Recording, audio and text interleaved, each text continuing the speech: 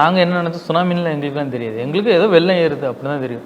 ஏன்னா எங்கள் ஏரியாவில் எப்பயுமே தண்ணி வந்து மேலே வந்து வந்துக்கிட்டே இருக்கும். அந்த இடம் ஃபுல்லாக எங்கள் வீடு ஃபுல்லாக தண்ணியே. எப்போ மாச்சும் வெள்ளம் வந்துச்சுன்னா வீடு ஃபுல்லாக தண்ணி ஆகிரும். நாங்கள் ஸ்கூலுக்கு போனாலும் சரி, கடலுக்கு போனாலும் சரி, இறங்கி இந்த முட்டளவு தண்ணிக்கு, இந்த அளவு தண்ணிக்கு நடந்து போவோம். அதே மாதிரி தான் வெள்ளம் வந்துருக்குன்னு நினச்சிட்டு இருந்தோம். கடைசியில் இருக்க பார்த்தீங்கன்னா எங்கள் வீடையே மூடிச்சு. எங்கள் வீடு குடிசை வீடு தானே, சின்னதாக இருக்குது, கடற்கரை ஓரம் தானே எங்கள் வீடுலாம்.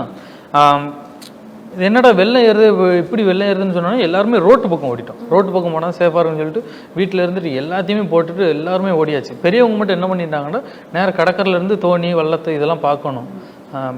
எல்லோரும் அந்த வெள்ளம் எல்லாத்தையும் போய் பார்க்க போகணுன்னு சொல்லிட்டு நடந்து போகிறாங்க. கழுத்தளவு தண்ணி இருக்குது, நடந்து போகிறாங்க, நீஞ்சி போகிறாங்க. என்னடான்னு சொல்லிட்டு வள்ளத்தை எல்லாத்தையும் போய் பார்க்க போகிறாங்க.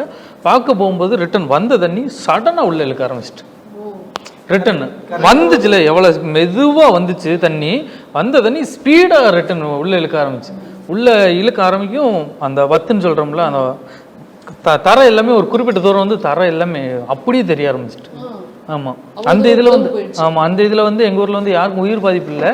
எங்கள் அப்பாவுக்கு வந்து அந்த சுச்சுவேஷன் வந்துச்சு, அமைஞ்சிச்சு இறக்குற அளவுக்குண்டா. ஏன்டா அந்த வலை தண்ணி உள்ளே வரும்போது வலை எல்லாமே மிதந்துட்டு, ரொம்ப வலை மிதைக்கையும் இந்த காலில் வந்து எங்கள் அப்பாவுக்கு சிக்கிக்கிட்டு. அதுக்கப்புறம் எங்கள் மச்சான் இவங்க தான் பார்த்துட்டு எங்கள் அப்பா வந்து தண்ணி அடிக்கையும் என்ன ஓடி போய் நீஞ்சி போய் பார்க்கும்போது தான் அந்த வலையை தட்டி விடுறாங்க. சடனாக இழுக்கும்போது வந்து எங்கள் அப்பாவுக்கு கொஞ்சம் அந்த படுத்துட்டாங்க. தண்ணிக்குள்ள அந்த தண்ணி இழுத்துட்டு போகும்ல, அப்போ படுத்துட்டாங்க. வலை ஒரே இடத்துல கிடக்கும், அந்த இழுக்கும்போது இதாகிட்டு. நான் வந்து 9th படித்தேன்.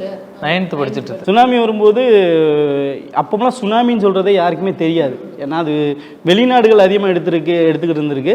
நம்ம ஏரியாவிலலாம் சுனாமின்னு சொல்கிறதே தெரியாது. எங்கே இப்போ நான் அந்த சுனாமியில் வந்து அந்த இடத்துல இருக்கும்போது நான் சொல்கிறேன்ல, ஏறுவாடின்னு சொல்கிறேன், அந்த ஊரில் தான் மீன் பிடிச்சிக்கிட்டு இருந்தோம். அப்போ நாங்கள் எப்போவுமே போட்டுக்கு அன்றைக்கி வந்து அது ஒரு ஞாயிற்றுக்கிழமைன்னு நினைக்கிறேன். ஞாயிற்றுக்கிழமை தான் அந்த சுனாமி வந்துச்சு. அப்போ வந்துக்கிட்டு எங்கள் ஊர்லாம் கடலுக்கு போகாது போட்டுக்கு ஞாயிற்றுக்கிழமைனா. அப்போ நாங்கள் போகாமல் இருக்கேன். காலையில் வந்துக்கிட்டு நான் போட்டு பார்க்குறக்காண்டி நான் என் தம்பி போகிறேன். நான் கொஞ்சம் ஒரு பெரிய பையன், என் தம்பி வந்து கொஞ்சம் சின்ன பையன். 2 பேர் தான் போட்டை பார்க்க போனால் அப்போ அங்கே தூரத்தில் ஒரு டீ கடை இருக்கும். அந்த டீ கடையில் போய் நாங்கள் டீ குடிச்சிக்கிட்டு இருக்கேன். அப்போ என்ன பண்ணுதுன்னா, தண்ணி வந்து மட்டம் கூடி வந்துக்கிட்டே இருக்குது. கடலில் எப்போவுமே பெருக்கு வத்துன்னு சொல்லி ஒன்று இருக்கும். பெருக்குன்னா சூழ்நிலைக்கு தக்கன தண்ணி கூடும், அப்புறம் வந்து தண்ணி குறையும். இது நீங்கள் நிறைய இடங்களில் பார்த்துருக்கலாம். தண்ணி வந்துக்கிட்டு கூடுறது வத்துறதெல்லாம் சொல்லுவாங்க. அந்த பெருக்கு வத்து வந்து இயல்பாக அந்த ஊரில் அடிக்கடி நடந்துக்கிட்டே இருக்கும். அப்போ நாங்கள் என்ன பண்ணுறோம், இன்றைக்கி பெருக்கு என்னடா இவ்வளோ இன்றைக்கி வழக்கத்துக்கு மாறாக இன்றைக்கி அதிகமாக பெருக்கு வந்திருக்கே அப்படின்னு சொல்கிறோம். நாங்கள் டீ குடிச்சுட்டு இருக்க டீ கடைக்குள்ளெல்லாம் தண்ணி வந்துருச்சு. அந்த டீ கடையெல்லாம் மிதந்துருச்சு. அந்த அக்கா ஒரு அக்கா இருக்காங்க. அவங்க கல்லாப்பட்டியோட நான் தான் போய் எடுத்து கொடுக்குறேன். அதுக்கு அந்த காசு பெட்டி மிதந்து போயிட்டு அதை எடுத்து கொடுத்துட்டு அப்போ நான் என்ன பண்ணுறேன், பெருக்கு அதிகமாகுது, நம்ம வல்லம் எதுலையா போய் அடிச்சிடக்கூடாது, வல்லத்தை போய் தெளிவாக கயிறை வச்சு கட்டி போடுவோம்டா அப்படின்னு சொல்லிட்டு நானும் என் தம்பி போய்கிட்டு இருக்கோம்.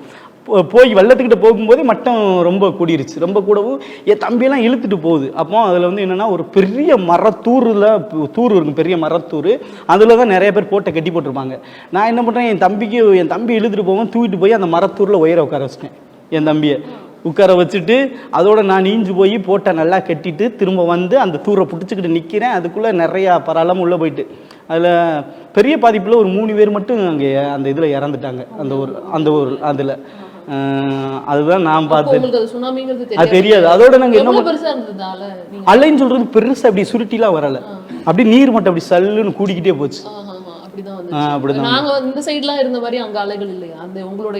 எங்க ஏரியால வந்து இப்ப மூக்கையூர், நான் எங்க சொந்த ஊர்ல வந்து கடல் உள்வாங்குச்சு.